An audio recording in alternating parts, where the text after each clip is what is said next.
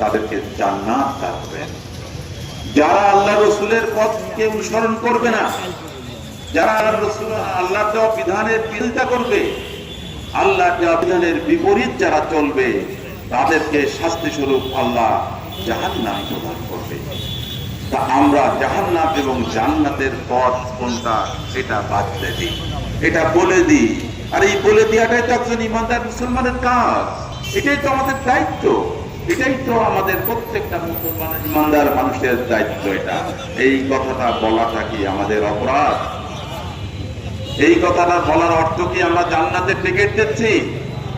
আমাদের বন্ধুরা ভুল ব্যাখ্যা করে যে আমরা জান্নাতের টিকিট দিই। আমরা জান্নাতের টিকিট দিই না, জান্নাতে কিভাবে যাওয়া যায় আমরা সেই পথটা বাতলে দিই। এই পথটা বাতলে দেওয়া বাবারা, ভাইরা, আমাদের সন্তানেরা, তোমরা একটু বোঝার চেষ্টা করো। তুমি আজকে যে মাদকের ব্যবসা করতেছো, এই মাদকের ব্যবসা করে হয়তো তুমি কোটি কোটি টাকার মালিক হচ্ছ। 2 বছর 5 বছর পরে দেখবে এমন একটা ধরা খাবা 2-5 কোটির সব চলে গেছে। ওই পথের তো কোনো মূল্য নাই, শান্তি নাই। তাই আসুন আমরা সবাই মিলে যশোরকে একটা মাদক মুক্ত সমাজ করি। আসুন আমরা সবাই মিলে একটা সুন্দর যশোর করে তুলি। এই যশোর শহরে আশেপাশের গ্রামগঞ্জে যারাই আছেন প্রত্যেকে জানেন, প্রত্যেকটা ব্যবসায়ী, সে বড় ব্যবসায়ী হোক আর ছোট ফুটপাতের একজন সবজি বিক্রেতা হোক, চাঁদা না দিয়ে কেউ ব্যবসা করতে পারে না। আসুন আমরা চাঁদাবাজ মুক্ত একটা যশোর গড়ে তুলি।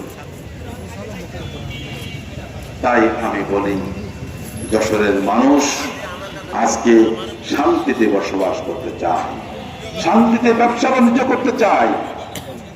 তারা মান সম্মান নিয়ে নিরাপত্তার সাথে তার নিজ নিজ জায়গায় অবস্থান করতে চায়। আর এই অবস্থান করতে চাওয়া, তাদের যে প্রত্যাশা, এই প্রত্যাশা পূরণ করার জন্যই বাংলাদেশ জামাত ইসলামী আগামীতে সরকার গঠন করবে ইনশাআল্লাহ।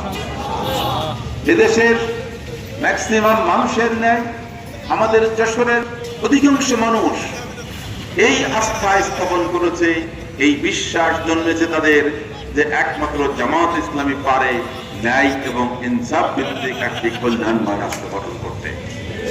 আর তাই তো তারা দলে দলে জামাত ইসলামের প্রতি ঝুঁকেছে, জামাত ইসলামী দলে যোগদান করছে।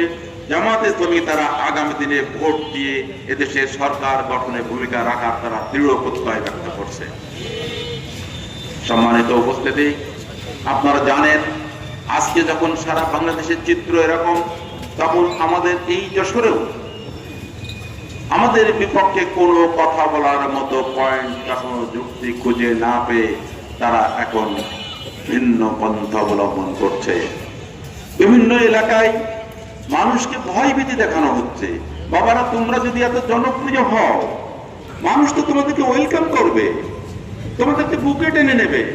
কেন মানুষকে ভয় দেখাতে হবে? কেন মানুষকে বলতে হবে তোমরা ভোট কেন্দ্রে যাবে না? কেন টাকা দিয়ে মানুষের কাছে ভোট কিনতে হবে?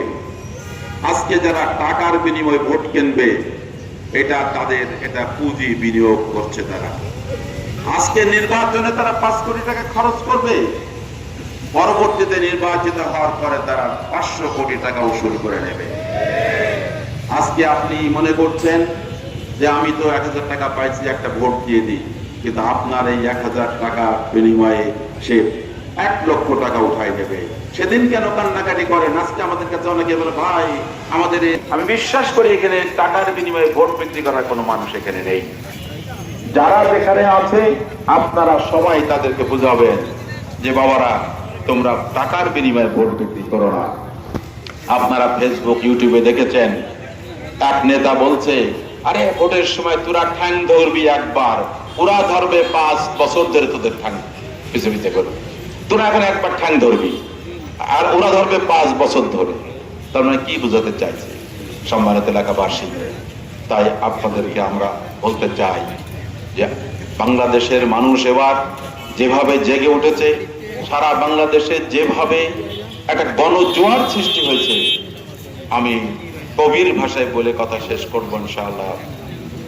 কবি বলছেন, হাত দিয়ে বলো সূর্যের আলো, রুধিতে পারে কি কেউ? আমাদের ধরে ঠেকানো যাবে না গণজোয়ারের ঢেউ। সুতরাং যারা মনে করেন আগামী দিনে নির্বাচনকে তারা গায়ের জোরে তারা ভোট কেন্দ্র দখল করবেন, যারা মনে করেন ভোটারদেরকে বাধ্য করবেন ভোট কেন্দ্রে না যেতে, যারা মনে করেন ভোট কেন্দ্রে যাবেন কিন্তু তাদেরকে ভোট দিতে বাধ্য হতে হবে, তাদেরকে আমি বলতে চাই আপনাদের চাইতেও অনেক পরাক্রমশালী অতীতে অনেকেই ছিল, তাদের পরিণতি কি হয়েছে একটু তাকায় দেখবেন।